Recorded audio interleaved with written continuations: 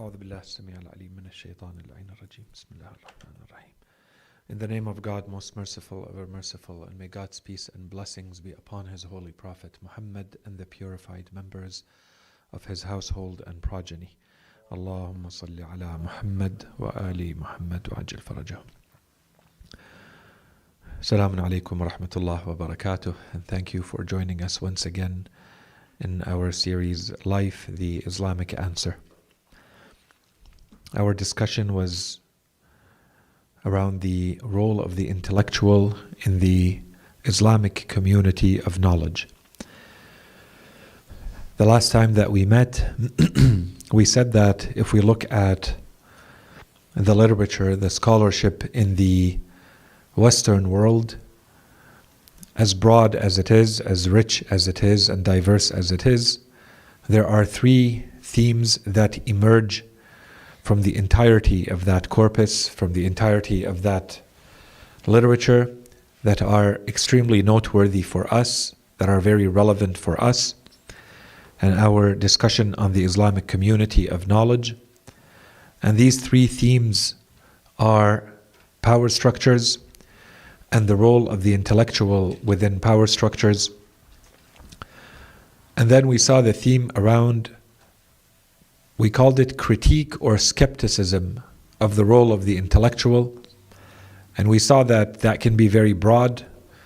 There are those who question, and there are those who go much further in their critique of the role of the intellectual, adding caveats, adding conditions, based on lived experience, based on what certain societies faced from certain intellectuals who perhaps did not live to the expectations, even though they had preached or they had presented values that are respectable, that are commendable. Eventually they turn into situations, catastrophes, and this became lessons learned for those who were studying it after the facts.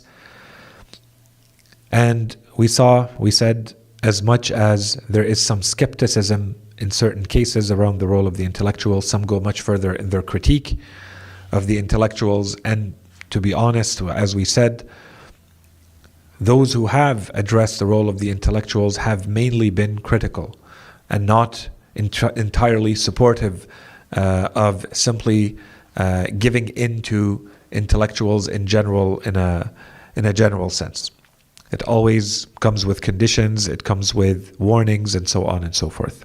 And we explained some of the reasons around that.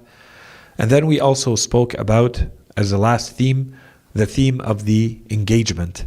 And to what extent should an intellectual be playing perhaps a social role, a political role, an engaged role, an activist role. All of this is hotly debated and has been since the figure of the intellectual became a prominent figure to be looked at and to be thought about in the West. So this is what we covered the last times that we met. Inshallah, all of this is very clear. Today, as we promised, inshallah, we want to start by looking at the counterpart to this entire discussion, this time by looking at what is going on in the Islamic world. And to be very honest with you, if we wanted to, there is a lot of breadth and a lot of depth that can be covered under this general heading of the Islamic world and the thinkers, the Muslim and the Arab thinkers who have addressed the role of the intellectual, the diversity of the opinions, and that by itself would warrant a long discussion for us to provide a comprehensive overview of that.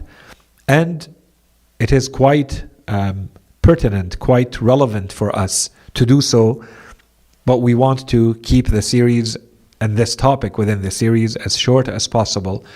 So we really are going to focus in a very targeted way on some key notions and some key figures and some key works, either because of their importance, because of the novelty, the creativity, the seriousness of the thoughts and the ideas that they presented forward, or because they have become extremely influential in the Arab and the Islamic worlds. And as much as we want to focus on ideas in themselves and present the arguments as they are, as we said, part of this series is also to ensure that we are being exposed to those ideas that are worth being exposed to. So we're also trying to ensure that those who follow get a good overview of this topic and the discussions and the arguments and the themes that emerge out of it, as we said until now, in the Western world, and now we are going to focus on the Islamic world. So that at the end, at least those attending and listening to this series can say that they had a good, even very simple and quick introductory overview of the topic, and they know some of these names, some of these titles, some of these ideas, because for many of us, perhaps, we have never been exposed to any of this before, and this really fast tracks us, inshallah, to accelerate our introduction to this type of topic and this type of thinking going on in the Arab and the Islamic worlds.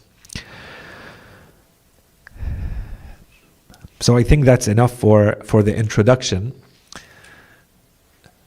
So maybe one last point before we start talking about some of the key figures and what they are presenting and some of the key themes in which they are reacting. A very quick reminder, and we presented a lot of this a few lectures ago when we started talking about the world events that took place that led to the emergence of the figure of the intellectual on both the Western side and specifically, particularly the Islamic side. So I don't want to repeat what we already said. I just want to focus on maybe 2 or 3 of these milestones, 2 or 3 of these big events in which the thinkers, those who are now looking at the role of the intellectual, are working. The reality is, today when we look at the literature, we saw how in the West we were able to bring it down to 3 themes.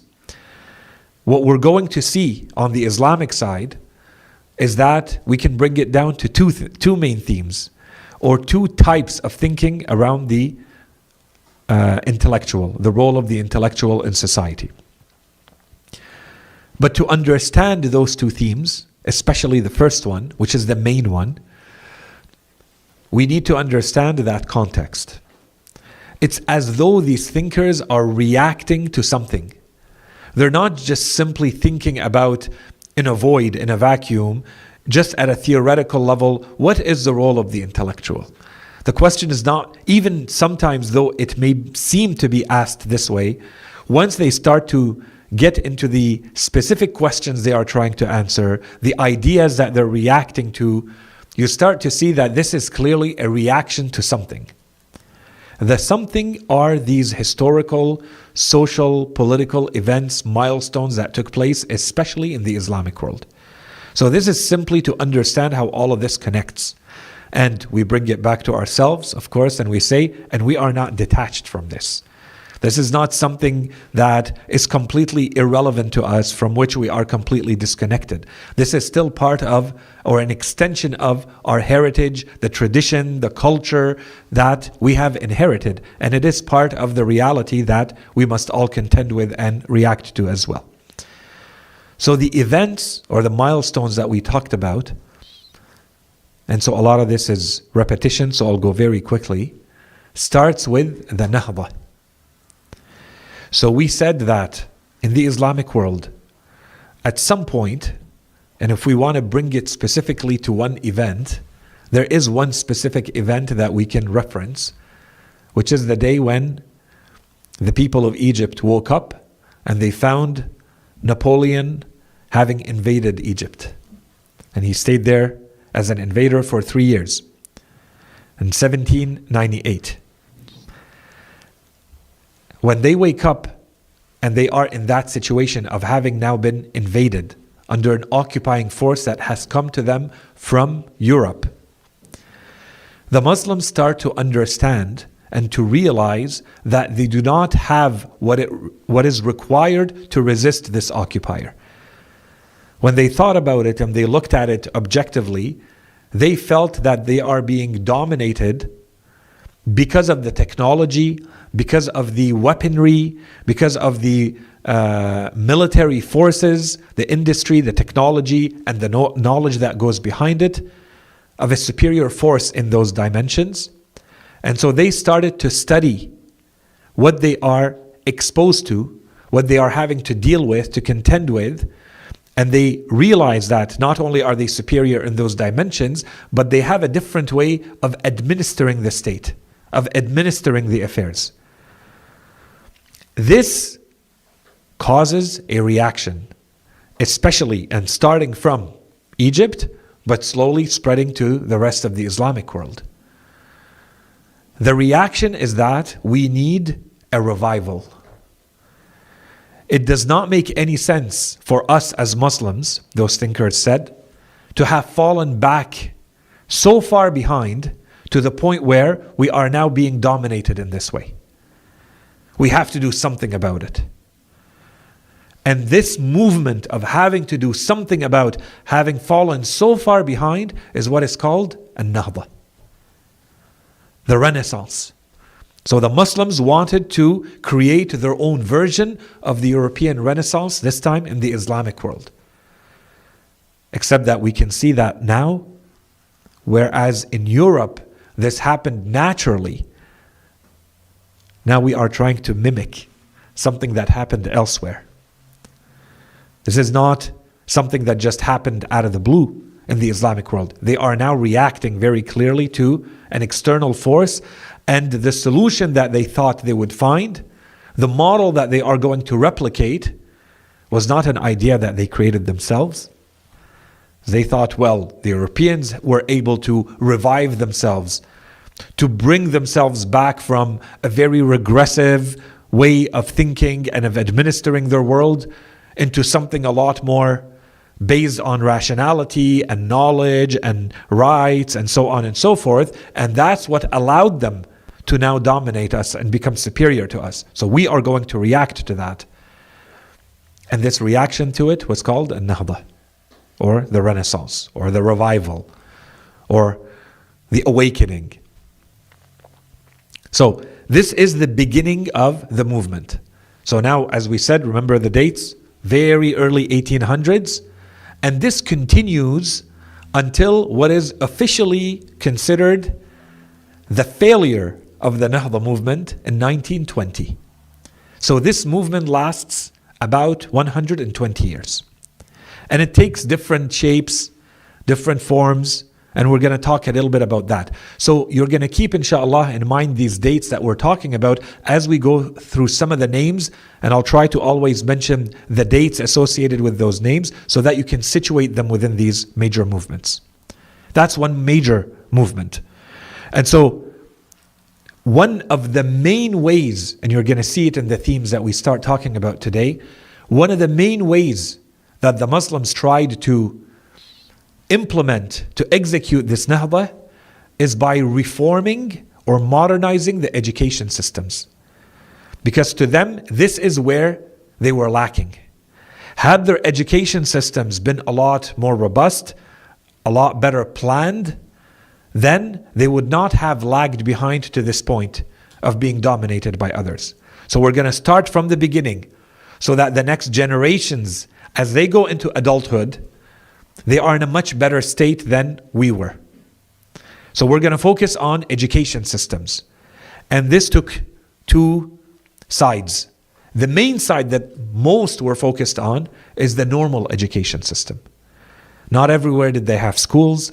There were very high levels of illiteracy. The curriculum that was used did not necessarily incorporate the things that you would expect and hope to see in an education system, the math and the science and so on and so forth. There's a focus perhaps just on history, on the language when it was taking place, and on some religious teachings.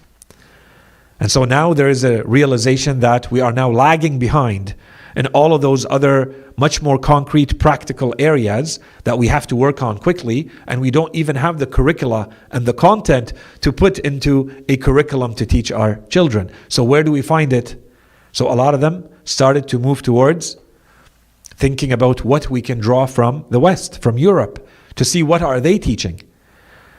And here you start to see the movements that say we cannot just reject it all just because it's European or non-Islamic. There's certainly something beneficial here. They were able to reach certain advancements and to move much faster than us. And now they are superior in industry. They are superior in technology. So we have to at least go get that. That's beneficial. Let's teach it. That's one side. And then the second side was we have to look at Islamic education. And not just Islamic education as in what do you teach a 6-year-old and an 8-year-old. But what do you teach the person who is becoming your religious cleric and scholar? What goes in that curriculum? Because those are the leaders of your society. So inshallah, when I talk about this, you're also seeing and drawing the linkages to our own realities, right? And so there's a whole movement that has to do with the reform of education. So I'll leave that. We're not going to talk about it in depth. Now you know, and you can take it where it needs to go in your mind. At the same time, within that movement of revival, there is a focus on the Arabic language. One, because of what it is and what it represents in the Arab world, its importance and its richness and its heritage and its symbolic stature. And so the importance of going back to truly understanding our Arabic language. But the second reason to do that is that this is going to unify all the Arabs. This is going to bring us all back together instead of being disparate, isolated, distinct little groups. By all of us focusing on something that is common to all of us, this forces us to unite.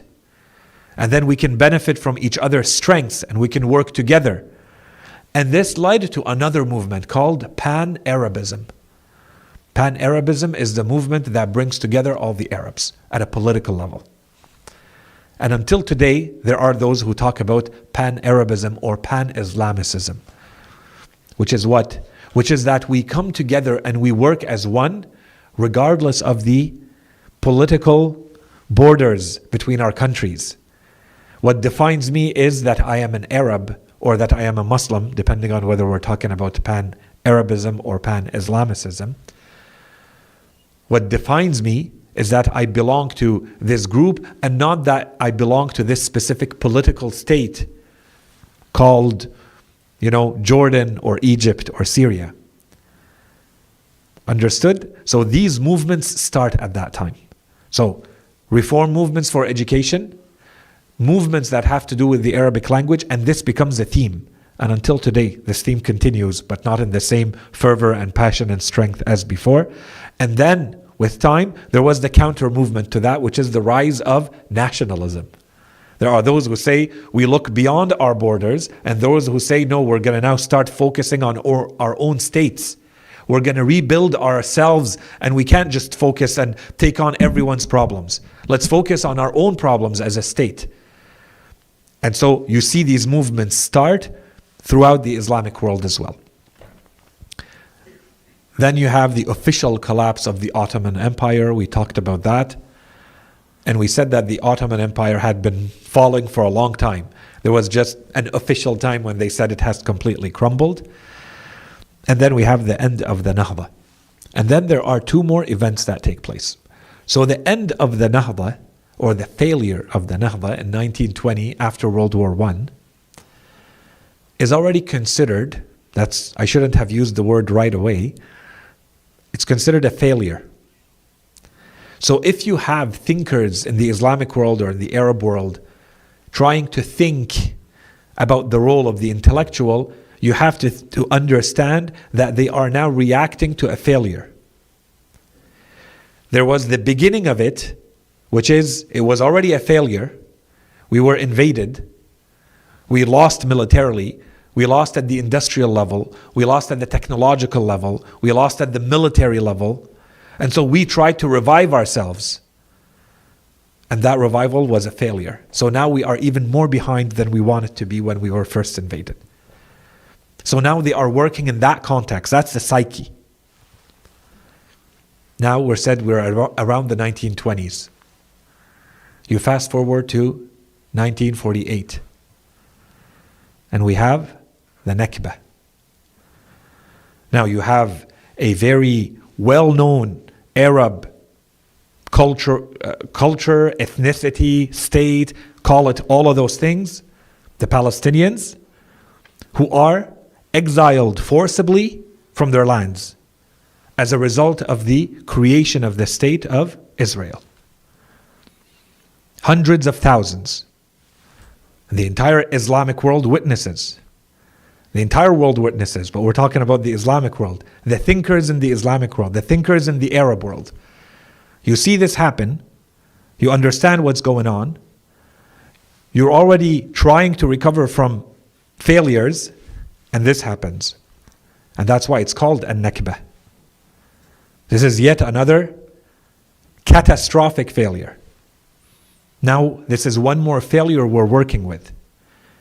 What is it that led us to this state of weakness, subjugation, being dominated to this point that you cannot do anything about anything? You have no agency, you have no power. Whatever others want to do to you, they can just do to you. This is the second milestone. The Nahda and its failure, the Nakba, fast forward another 20 years, 19 years, and you have the Naksa. The Naksa is the term that was used to refer to the end of, it is called officially in history, they call it the 6-Day War. The war of Israel against 3 Arab states, Egypt, Syria, and Jordan. And Israel won and they lost. And you can go back in history and do your own analysis and see why is it that this is the outcome, what happened, and why was that the outcome. 1967, and Naksa. As an Islamic thinker, as an Arab thinker, an Islamic thinker, this is the context in which you are working. It's a context of failure upon failure upon failure. Even when there was an attempt to revive, an attempt at rebirth, attempt at renaissance, failure. So today when you start reading about the role of the intellectual, you realize that they are reacting to something, but not everyone is going to come back and explain to you all the history they're reacting to. The recent history that started in the 1800s. But the thinkers are reacting to this history. And that's why to me it's easy to say, you jump from book to book, cover to cover, you listen from conference to another about the role of the intellectual in the Arab world, in the Islamic world, after the Arab Spring and the Arab Fall and the Arab Winter, and so on and so forth. They're all reacting to something. The something is this series of failures and this series of events, one after the other, that has put all this burden and all this weight on the thinkers to try to say, what do we need to do to reform ourselves? Alaykum as-salam wa rahmatullah. To reform ourselves, to bring ourselves not into the future, but into the present. There's a lot of catch-up work to do. It's like we have to find cures. We have to find remedies because we have a pathological state. We have a state of sickness that we need to heal. This is how they're writing. All the writing that you read clearly is reacting to something, and this is the something. That's why I call it the psyche of the Arab thinker, the Arab philosopher, the Islamic thinker, philosopher. This is what they have in mind. For many of them, they lived through some of this. For many of them, they have studied this in depth. And so now they're reacting to something very real. And that's why I started by saying, when the Islamic and the Arab thinkers and philosophers are writing about, thinking about the role of the intellectual, it's not just a theoretical intellectual exercise. They are reacting to something very concrete.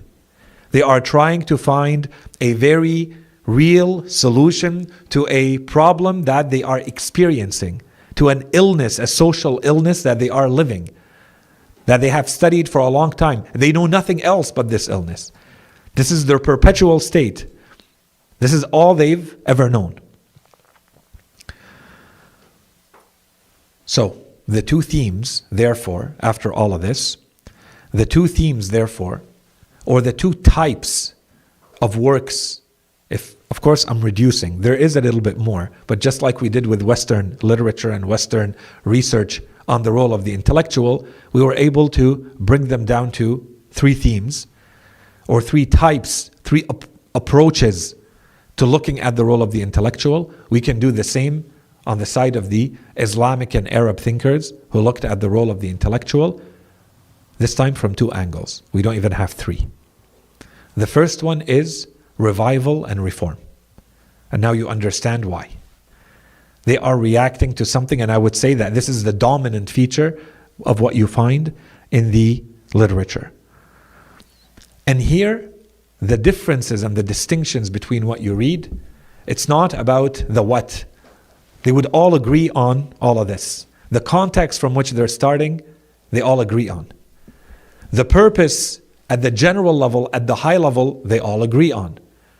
We need reform, or we need revival, or we need to find our place back in the world. Dignity and self-respect and true presence in the world and agency and so on and so forth. The difference is the how. So you have those, as we started to see, and you can come up with this even at a rational level, objectively, but this is actually what happened historically. You have those who started to say, well, the West seems to have done quite well for itself with what it has done, so all we need to do is simply replicate. Whatever they've been doing in the West has obviously worked for them. And so the manner in which we are going to revive ourselves, our societies, reform our religion, and so on and so forth, is to replicate, to mimic, to go towards what the West has, to bring it back, and to apply it with minor or major differences to our own societies, to our own reality. That's a whole current, that's a whole school of thought with every variant in there. And of course, you have the completely opposite side. Those who say, if this happened to us, it's because we forgot who we are. It's because we tried to be someone we are not, or we simply forgot what we're supposed to be, what our values are, what our identity is, our teachings are. So the solution is to go back to the past. To go back to what we used to have as Muslims, how we used to live as Muslims. And that's why one way of understanding what a Salafiyya and Salafism is.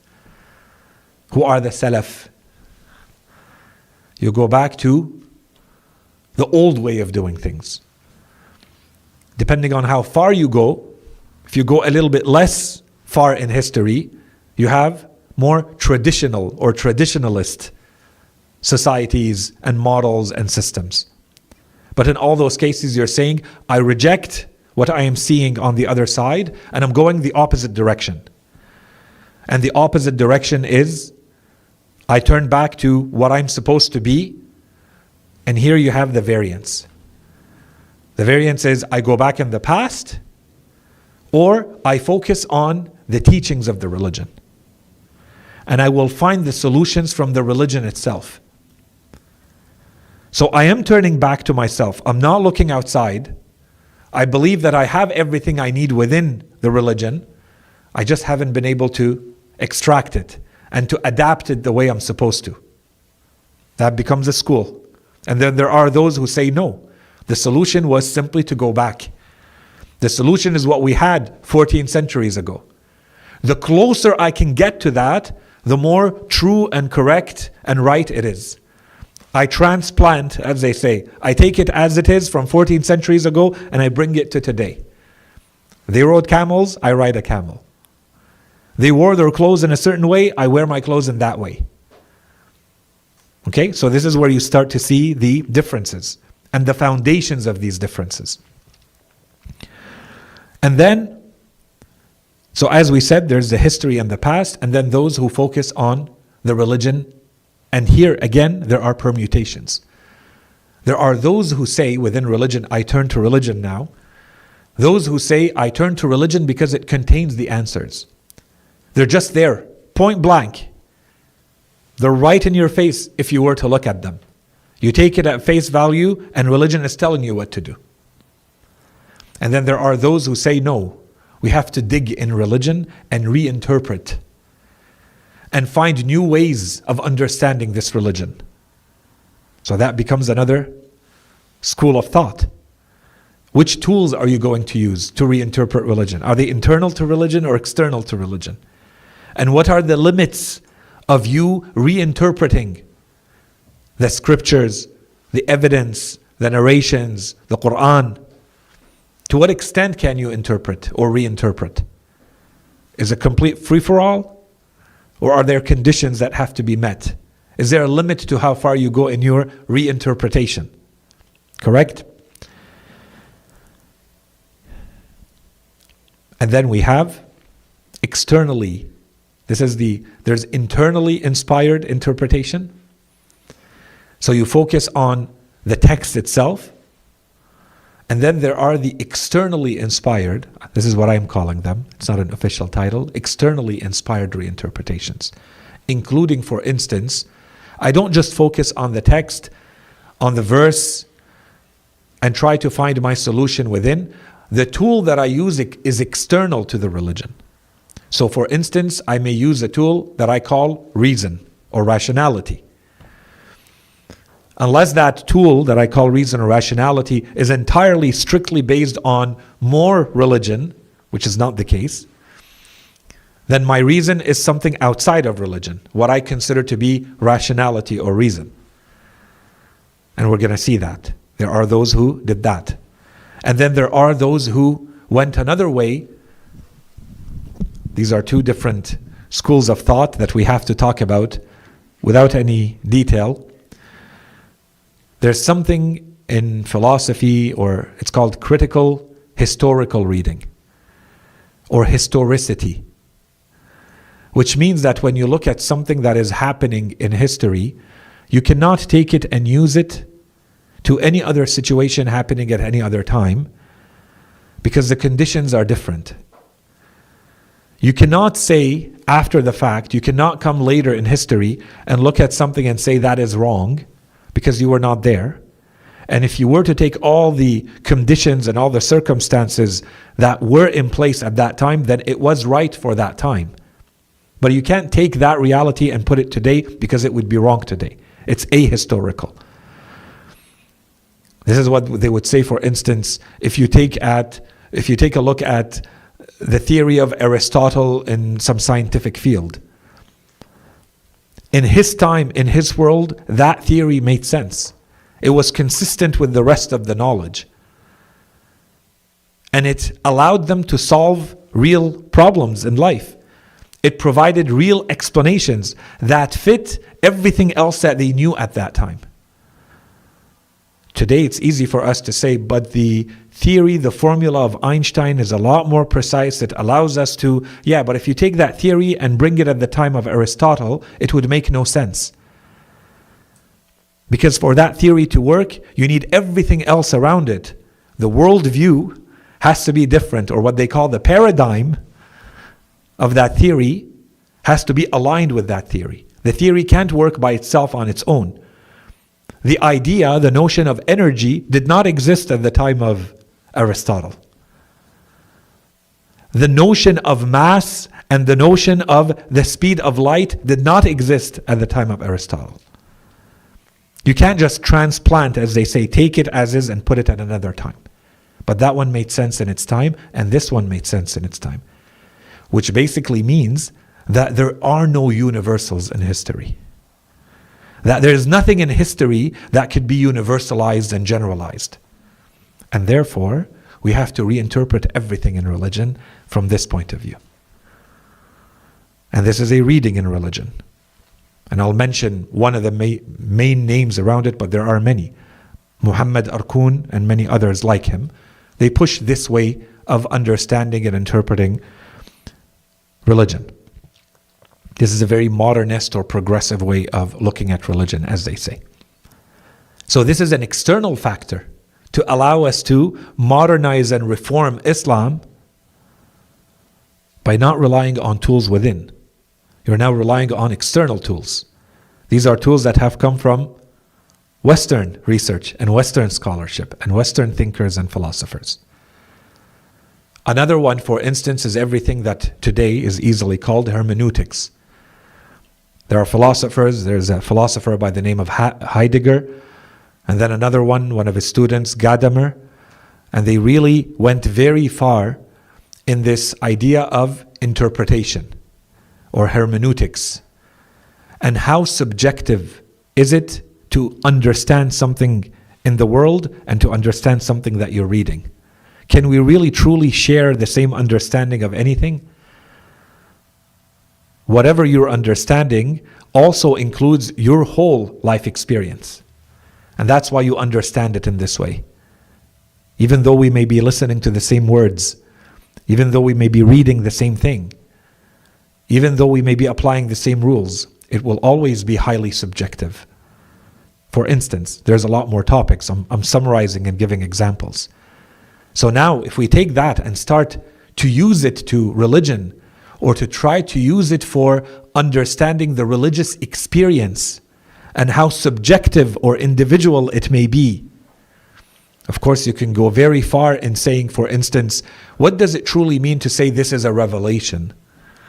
What does it truly mean to say that this is something revealed by God through an angel to a human being? And what did the Muslims really understand from it at that time? And how did they apply it? Do we have to have the same exact experience of it? Is it even possible?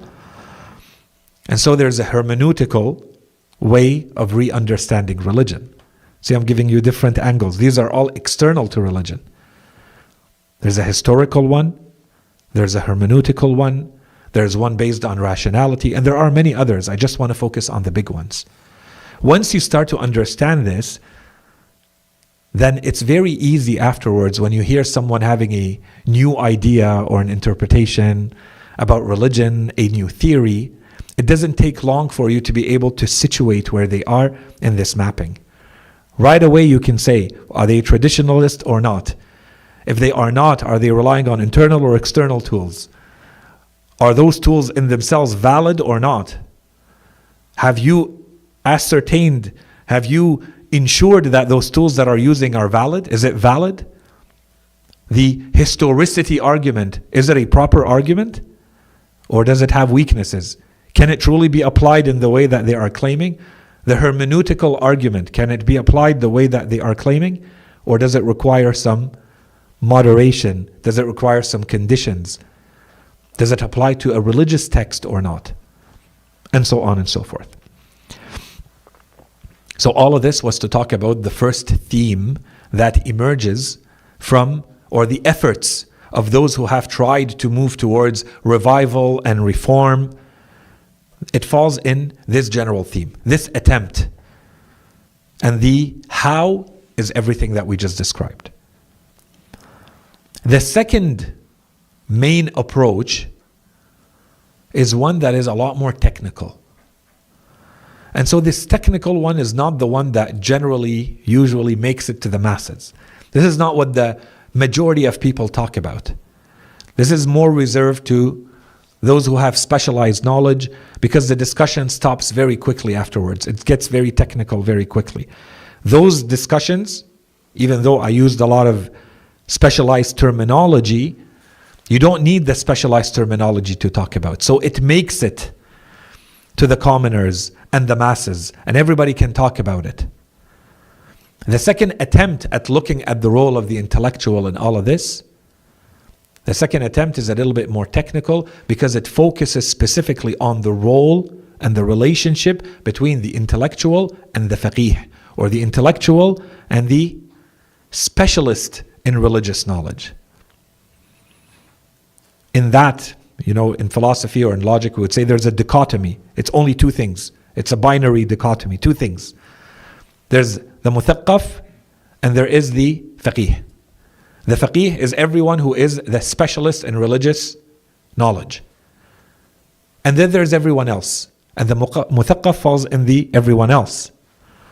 So what is truly the relationship there? Does the intellectual have any role to play in anything that religion has to say or teaches or orders?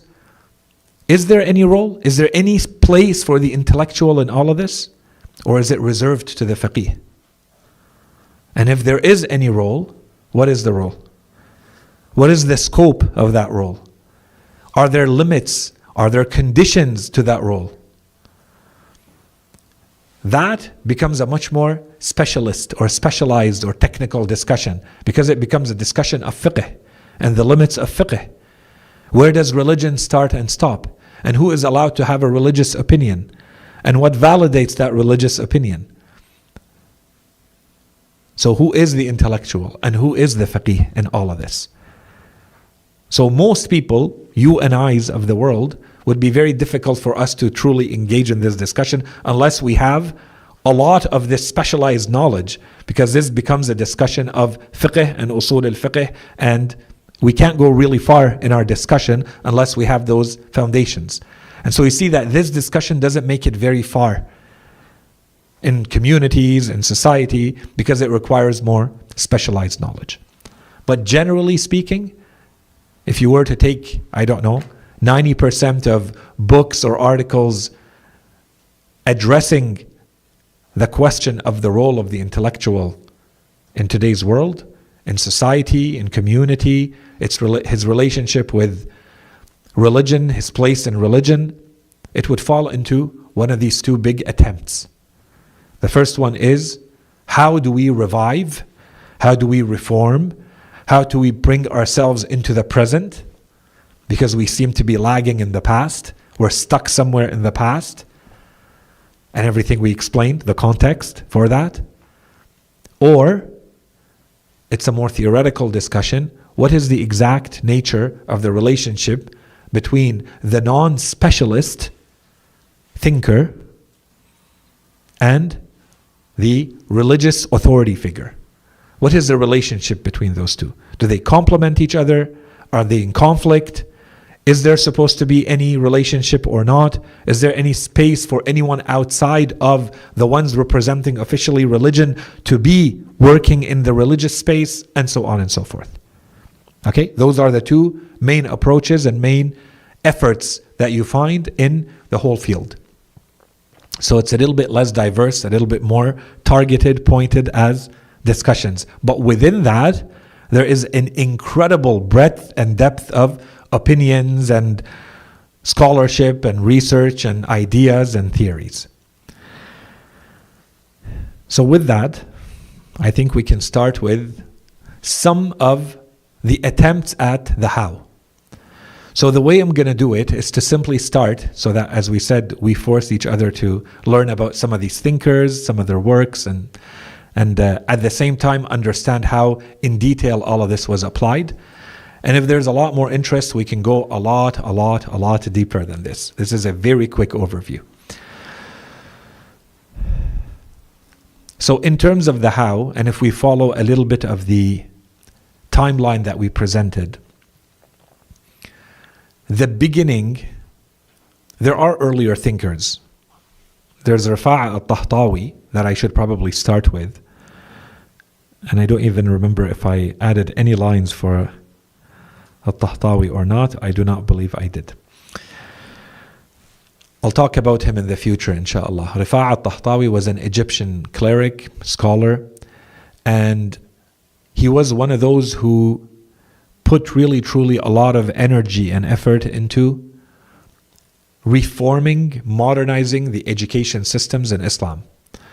So he has the background of a cleric, and so he worked on both sides, but his main focus was on the normal education system. And his approach, so we're talking early 1800s, his approach is that since the West, since the Europeans have been able to achieve such achievements, such accomplishments, then certainly they are doing something good, something right. And there is a lot of benefit in trying to see what that is. We need to study what they do, and whatever we find beneficial, we take, and it's okay to replicate. And whatever we find harmful, we leave aside and we do not incorporate. Okay, that's kind of generally his main activity and his main efforts in the early 1800s. Then you have a series of scholars who all affect each other, who all work together at different times, who emerge especially in Egypt. When one of them, who was born in 1838, Sayyid Jamal ad-Din al-Afghani, he traveled a lot in the Islamic world. He reaches Egypt. And he is a man who is, I'm going to use terms loosely here, we would say obsessed with, extremely passionate about this idea of reform, of having to push ourselves forward to catch up to the present with everything that requires. He worked at the political level, at the social level, at the educational level. And he worked with a number of others too, who started to believe in his drive and in his ideas and in his way of working. And he was extremely energetic and extremely prolific, with connections and well-traveled, well-spoken, a huge network of people who associate with him, and he works at all levels in this way. So Sayyid Jamal ad-Din al-Afghani, very influential reformer. Then you have two who go usually together. One of them mentioned oftentimes a lot more than the other, Sheikh Muhammad Abdu in Egypt.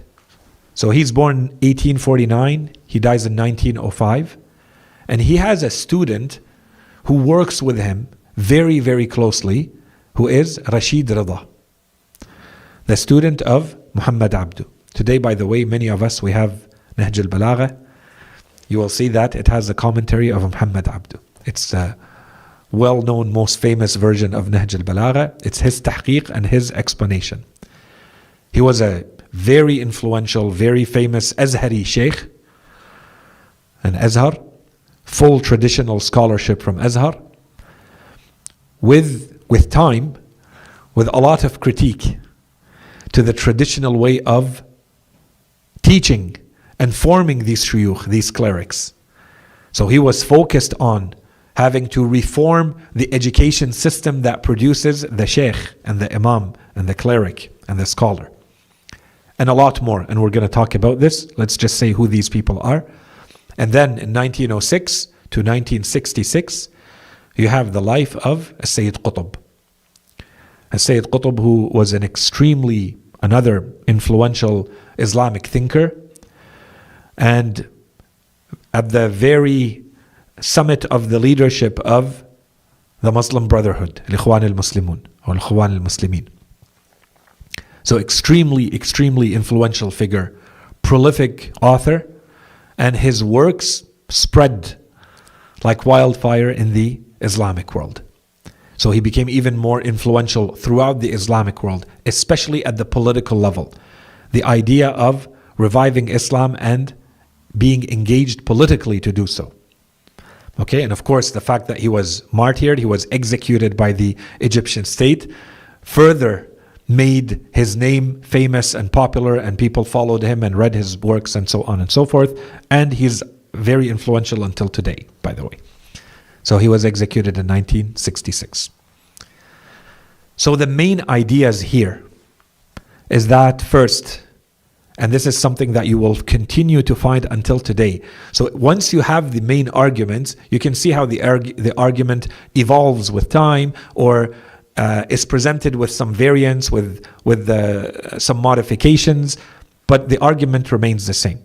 So there's a whole idea in these works that you see at that time having to do with fighting colonialism, resisting to the outside external forces, resisting any domination, renewing the civilization of Islam. Islam is its own civilization and it needs to be renewed. Rejecting Western influence outright. Challenging secularism. Explaining that Islam is what offers the alternatives to the Western solutions. The West has presented solutions to problems. They say that Islam presents alternatives, better alternatives to the solutions presented by the West, including its ideologies and its worldview. So this is where the focus was. Another set of ideas has to do with the idea of Islamic unity and pan-Islamicism. So we talked about it, now you see it in time. Unless we are smart enough and wise enough to work as one unit, we will continue to fail. That's the main idea here. And then they go to great lengths to show how a lot of the division within Islam is in fact created by external forces. Because that's how they were able to bring the Ottoman Empire to its knees. And that's how they are able to dominate the Islamic world and so on and so forth. That's what you find in their literature. Focus on modernizing education in general, and focus on modernizing Islamic education specifically. And when you have someone as well educated by the Azhar as Muhammad Abdu who writes this, then of course it goes a long way. Because he knows what he's talking about. He has the full formal education from Al-Azhar. He was a teacher and so on and so forth. Reforming Islamic thought by introducing as much as possible, of course they don't consider this external to Islam, they say this is Islam itself is a rational system. So we have to cleanse Islam from anything that is irrational. And by the way, this is, if you read Tafsir al-Manar is a tafsir that presents a very rationalistic approach to everything that is mentioned in the Holy Quran. When the Holy Quran talks, for instance, about Allah subhanahu wa ta'ala in Surah Al-Fil, sending His wrath, His punishment to the people who attacked Al-Kaaba. أرسلنا عليهم طيرا أبابيل ترميهم بحجارة من سجيل. There's a reading of this that seems clearly miraculous. Allah subhanahu wa ta'ala is destroying an army with these little birds who are carrying little pebbles. Whatever those pebbles may be made of, or. This is not something that you typically encounter. And so, one rationalistic interpretation of this would be, for instance, that they are attacked by mosquitoes. And those mosquitoes are carrying malaria. And all of them end up dying very quickly as a result of a very common disease.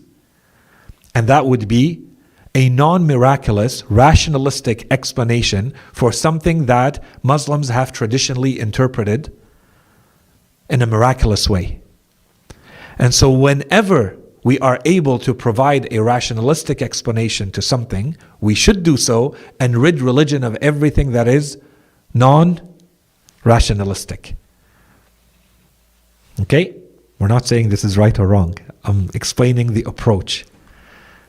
And so, by the way, for people who are interested in the theories of tafsir and the schools of tafsir, if you read Tafsir al-Mizan of Sayyid Tabatabai, he often spends a lot of time making a point to say, and this was a miraculous act from God. And to say that it was not so is not acceptable because of A and B and C and D, as some have claimed. But he doesn't say who. He is reacting to Tafsir al-Manar of Rashid Rida and Muhammad Abdu. Right? Because of its influence, especially at that time. But this has become a whole school of thought, and of course it was replicated by many others. But unless you know this, you don't know what he's reacting to. It just seems that he's just trying to make a point that this is a miraculous act of God. Allah subhanahu wa ta'ala is making a point to say, I intervene directly in this world. I'm present and I can perform miracles at any time. In fact, it's all miracles. Right? In any case. So, this is all to say they are, as part of what they promote, they say that there is a rationalistic aspect to our religion, intrinsic, it's already part of Islam that has been missing. And this has also been part of the reason why we are lagging behind. We need to come back to reason. Our religion is a rational system. Let's go back to reason and explain everything through reason. Then we have integration with modern knowledge and specialization. They say that we have no choice today but to spend time studying, for instance, things in chemistry, in physics, and biology, to build the machines, to be able to do certain things. This is very modern specialization, technical knowledge that I need to go and acquire. I can't rely on history. I can't study poetry for this. I have to be the one acquiring this. There used to be a time where the Islamic world was ahead of everyone else in these fields. And they were learning from us. They would come to the Islamic centers to learn industry and technology, to learn the natural sciences. And now we are behind. So let's go and make sure that whatever education system we have also incorporates as much as possible from modern knowledge and specialization. There's an emphasis in their writings on the difference between Islamic values versus Western values. So that while we understand that they may be more advanced technologically, industrially, and so on and so forth, the worldview, the angle from which they look at the world is fundamentally different. The values which drive each one of these systems are fundamentally different. And so they emphasize in their writings that as much as we want to take, as much as we want to be inspired by what is beneficial from them, let's not fall into the trap of starting to accept their values, because their values are, and this is the main point, based on materialism. And ours are not. And then, so this is what they call the re-Islamization of society. That we need to look at our societies and make them Islamic again. So how do we make them Islamic? We have to go and look at the systems that we need. For instance, we have a political system. We have a legal system. We have an economic system. And so you start to see very clear attempts in their writings where they start to talk about the current system that is dominant in Europe is capitalism. And here are the problems with capitalism, and here's how Islam resolves those problems in a different way. It provides a solution to these real problems. And a solution that is not based on the materialistic and materialist worldviews and values and ethics of the West. That's what they push. And you see this trend continue, by the way. I'm sure that your mind is already thinking of examples of how that evolved. Okay? And then you have, and this was Muhammad Abdu especially, because he comes from that background, calls to modernize fiqh. That the way we do fiqh has to change. We need a more modern fiqh.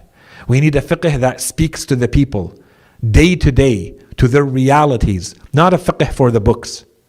We need a fiqh that matches the realities of people. Okay, so this set of thinkers, this group of thinkers, we have to take them all together. And in fact, we could spend a lot of time just talking about the journal that they started. Al-Manar was a journal.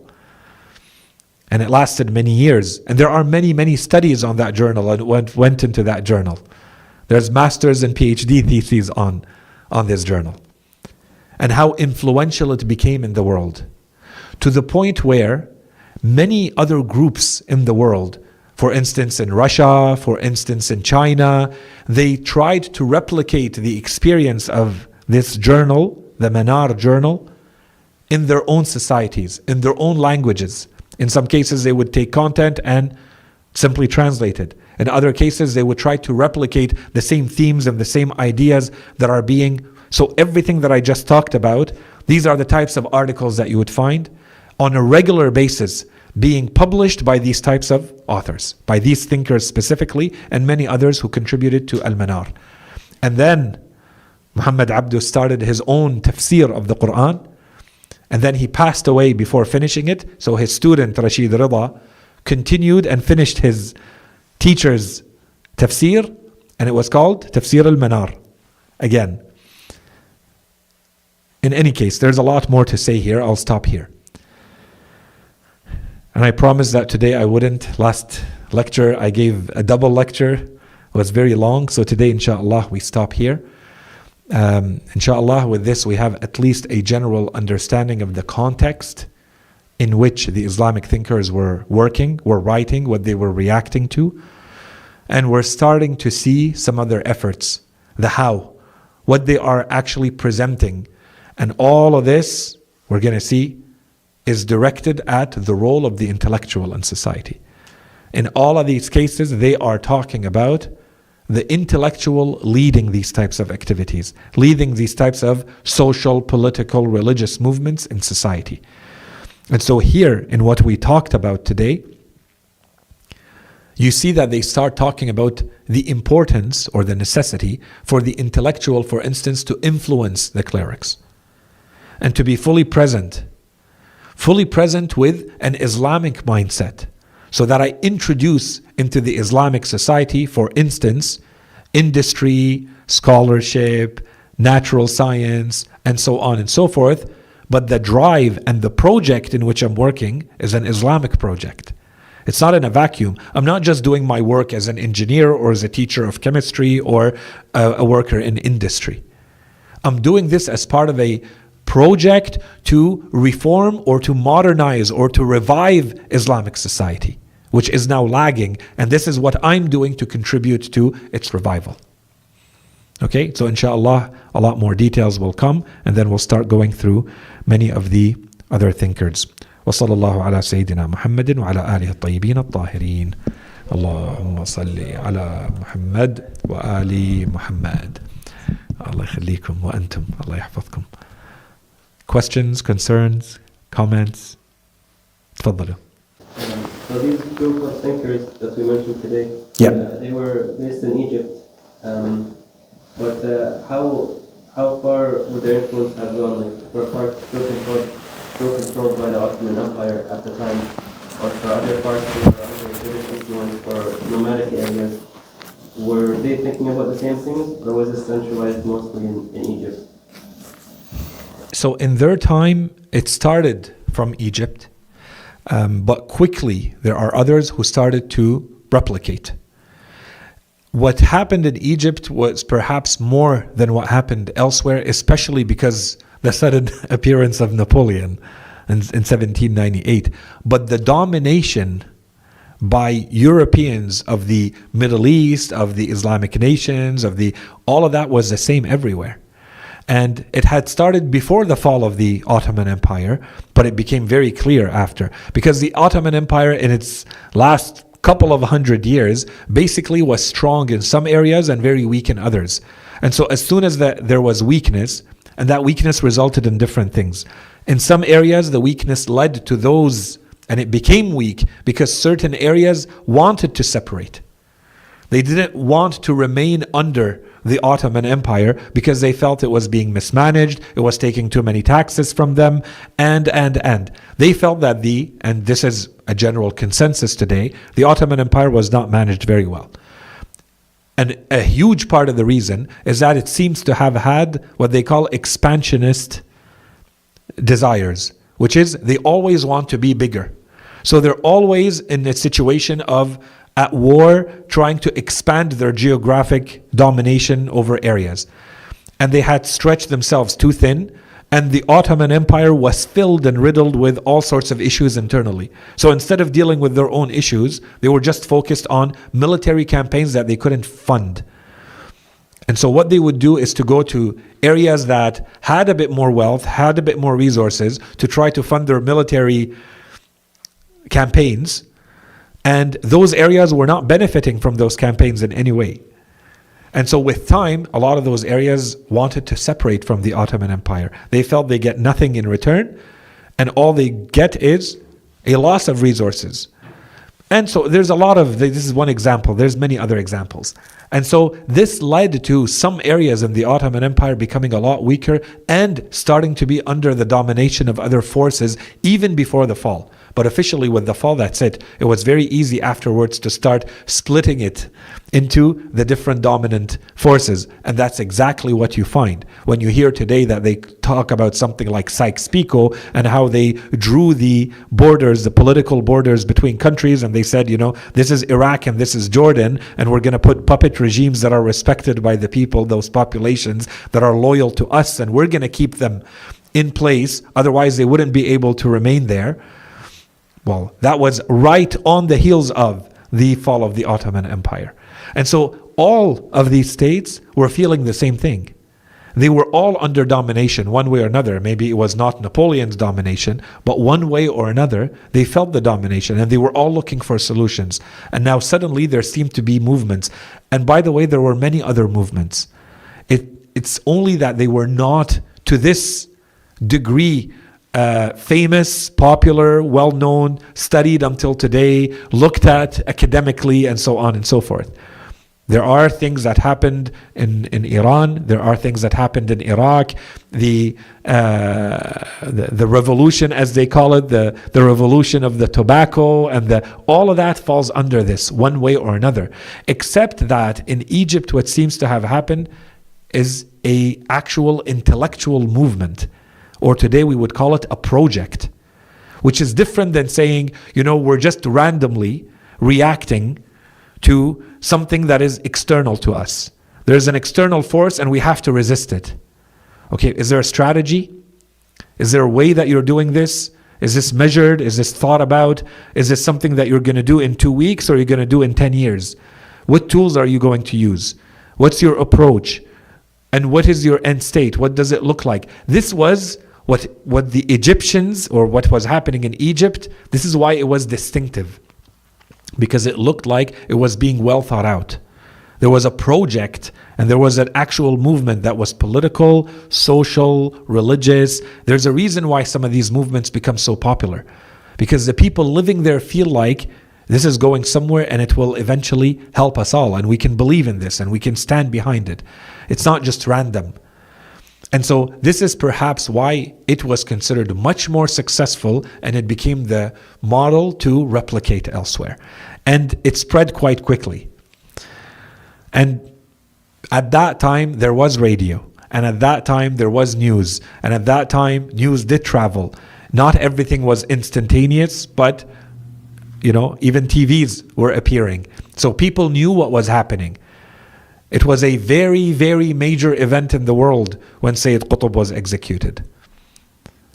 Okay, so that tells you that we were already in a context, a social, political, religious context where news was traveling and that model was being replicated elsewhere, but it was still considered a model to be followed, and it was followed. Were there others? Yes, there were others. Were they doing their own thing? Yes, they were. But it never became as popular, as famous to others as this model became. And I'm going to stop here. There's a lot more details that we can say, but we leave it to another time, inshallah. There's a lot of different fields that Islamic thinkers would have to get into and dissect to try to have their own input in it. One of the major things is like in the economic theory. You have communism and capitalism, the two major thoughts. Capitalism more dominant now, but you have for the Islamic world or the Islamic thinkers, is it easier because how far the economic system has grown and entrenched itself in terms of into society is far more advanced than you'd have, let's say, 14 centuries ago, that you can just take, copy, paste. It's impossible to do that. But is it easier, or is it for the intellectuals? Would it be like taking model of like capitalism and instead of making it materialistically centric, making it spiritually centric, if it's even possible? Or do they have to go and reconstruct an entire thought and theory in terms of how to implement this? Like, I don't know, like to say the Sadaf tried to do. I don't know, and what are the limitations on it? Why not? It's not getting implemented. Also, possibly because there's a lot of dominant forces and so on and so forth. stop that, one of the things, but is it the or is there two different thoughts? What is the approach to basically retake it and re-engineer it into our own worldview, or to reconstruct it into something that works best and maybe even better and export it at that point? Yeah, so the question, if it's not heard, is it better, or to what extent should we be replicating a system with modifications to make it more Islamic, as opposed to creating a new system entirely from scratch? And especially the example that you used is the economic system, with the experience or the project of Sayyid Muhammad Baqir al-Sadr, Allahi rahmah. We can't really answer this question. Each one of us, if we study it, we may come to a different conclusion. The point is that we are supposed to create the most Islamic version of those systems, especially if we believe that there's something fundamentally wrong. It's not that, we prefer another system. If someone like Sayyid Muhammad Baqir al-Sadr is spending time and effort to try to come up with a Islamic version of economy, of an economic system, it's because he thinks that it's not just that there's something wrong with those systems, it's that it's so fundamentally wrong that it goes against what Islam is trying to do in the world. It's a counterforce. It's destructive. So it leads to oppression, it leads to wars, it leads to things that Islam does not tolerate, does not want to see. So in those cases, yes, I have to go out of my way to find the solution. The issue is I may differ with you on what the solution looks like, and that's perfectly fine. To each and their ability to do the research and present the best arguments, because none of this is going to be something where you find, you can open the Quran and find a verse that tells you this is the system. You're going to have general principles. And depending on how you apply those general principles, you end up with, in one version you might say, okay, this is good, but we have to change this, and that to make it Islamic. Otherwise, there is good in it. There's something salvageable. Or you say, just start from scratch. Don't even try to fix something like this, because it's fundamentally anti-Islamic. I don't want to say un-Islamic, anti-Islamic. So you start from scratch, from the beginning, so that the values you base the theory on or the system on are Islamic from the beginning. It's just a lot easier. And in today's world, of course, the economic system has gone and infiltrated so much more of our aspects of life, that of course it is that much more difficult to dislodge the system and to provide a sustainable, practical solution for people to live in. It would be a miraculous feat, or close to be able to produce a system that would be able to replicate. So it might make more sense to start from within and to see what you can fix from within, as opposed to starting from scratch. Yeah, but good luck on both. There's a lot of work to be done.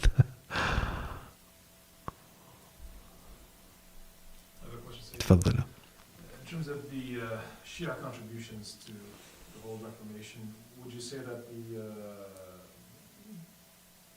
the battles that they had in the 18th century or the 19th century, the Sulis and the Ikhwanis and Sheikh al-Ansari and the proposal of Usul Fiqh and formulation of that science, would you say that that's parallel to the Egyptian experience to bring, again, more rationality into the religion, or at least have external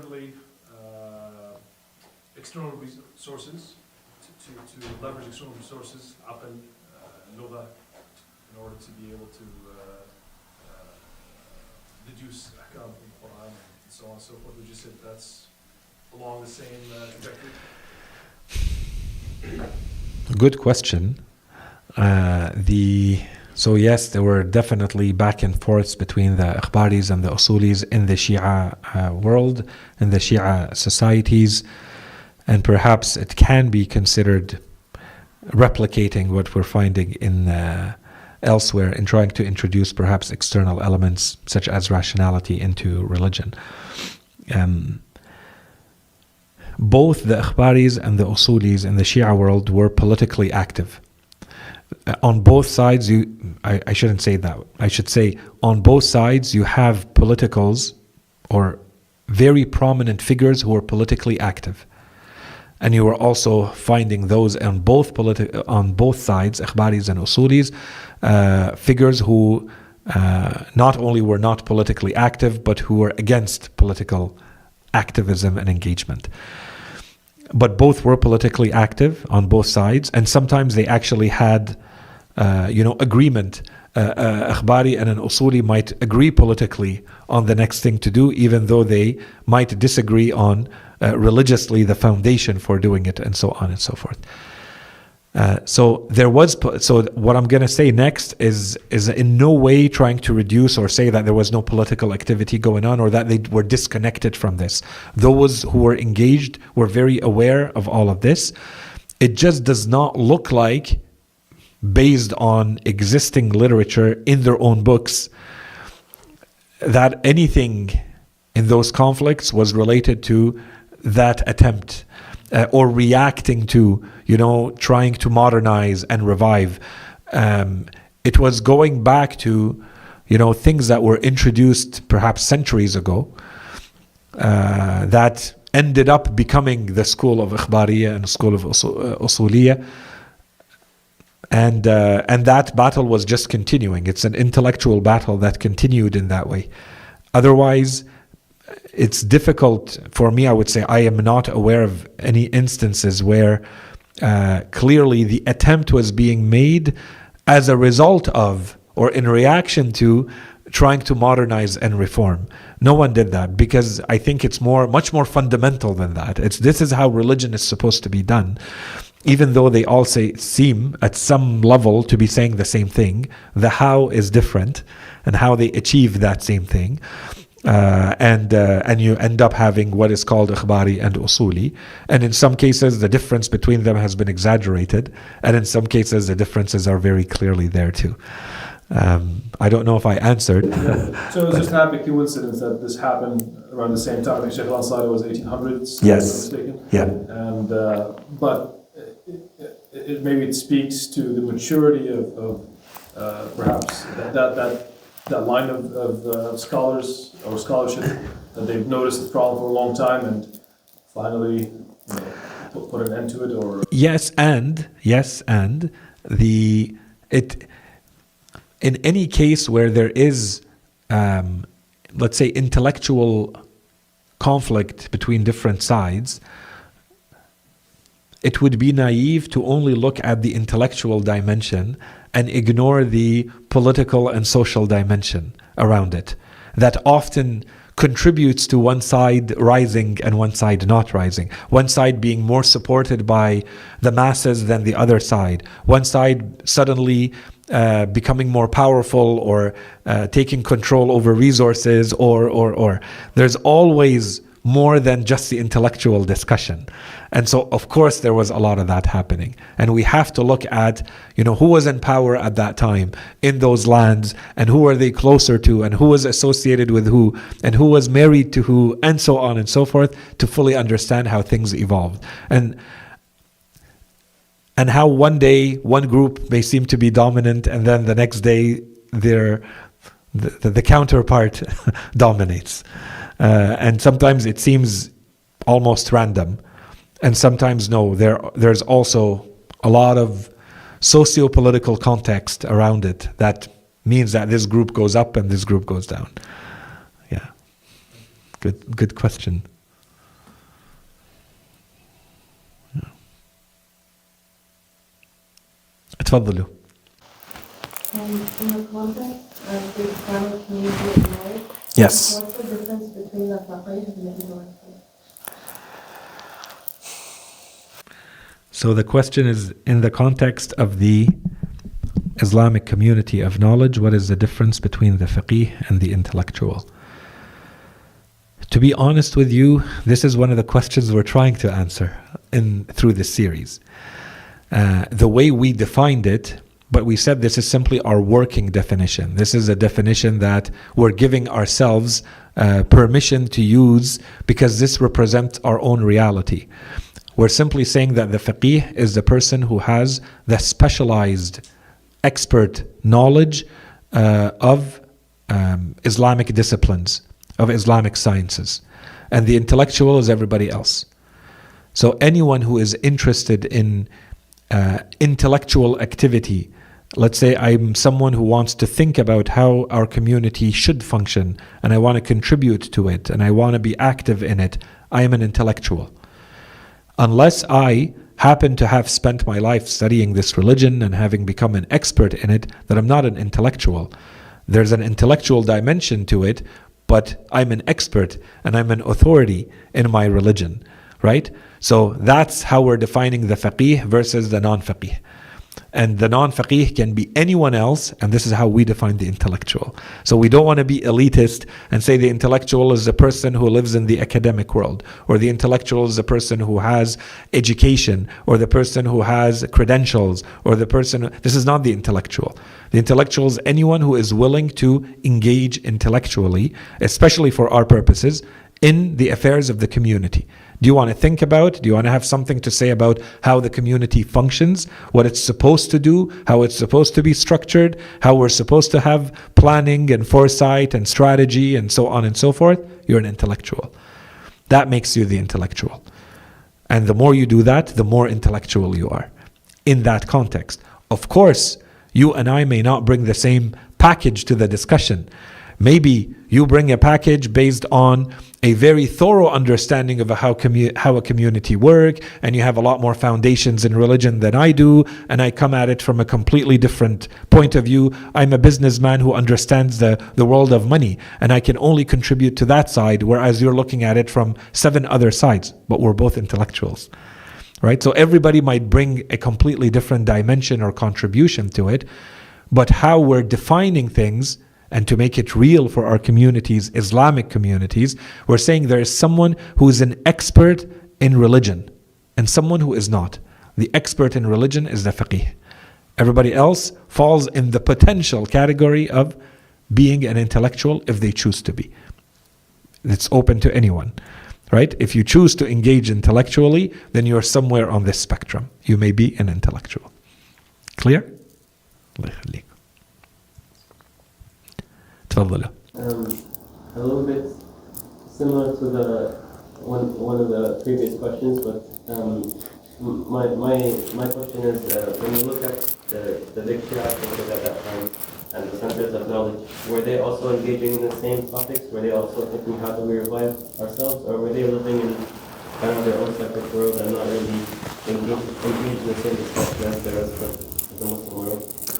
So the question is whether in the Shia world we were seeing the same type of preoccupation and reaction to the need to reform and to revive the Islamic nation or the Islamic world. At those specific times, you have some thinkers, very, very few, but very prominent in the Shia world, who had that much broader perspective. And you can see it. There are some of our scholars, for instance, who are writing letters back and forth with Sayyid Jamal ad-Din al-Afghani. So, of course, you can see that this is the type of person that would want to talk to them, and this is the type of person that they would want to talk to, right? Because they are sharing common concerns and common preoccupations. Would we say that this is generally speaking the preoccupation of the Shia world at that time? I think that would be an exaggeration to say. We have some very prominent figures who appeared and who were a lot more engaged than others. But they were individuals.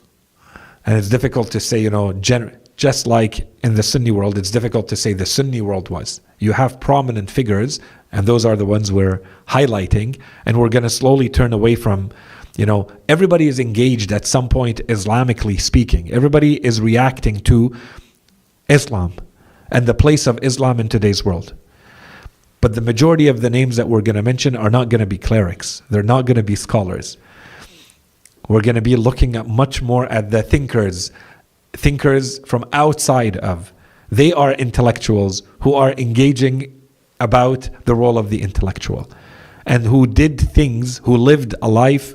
Example, Sayyid Qutb. Example, Al-Afghani. Example, Muhammad Abda. They lived these principles that they taught. They traveled, they sacrificed, they wrote, they it was a project, it was a life project, an engagement and activism for them, not simply, I'm going to put an idea out there. I think I have a theory, on this that I'm going to present, and I go back to living my life. So this is what we're interested in a little bit more, and also the most influential of these figures. And so in a lot of cases, if we look at clerics, we're going to see that they're a lot more concerned with their clerical duties, right? Their preaching and their religious activities, and not so concerned with, the intellectual aspect of all of this. But were there figures? There were some figures, yes. But I wouldn't be able to say that this is, generally speaking, how the Shia world was feeling or reacting to. As I would not say that about the Sunni world either. Yeah. Everybody feels what is happening. Everybody to some degree understands that failures have happened, but people go on living their lives. And we're focused on those who made this a life project to deal with this issue specifically, or had something significant to say about it. And those are much, much fewer, of course. وصلى الله على سيدنا محمد وعلى آله الطيبين الطاهرين.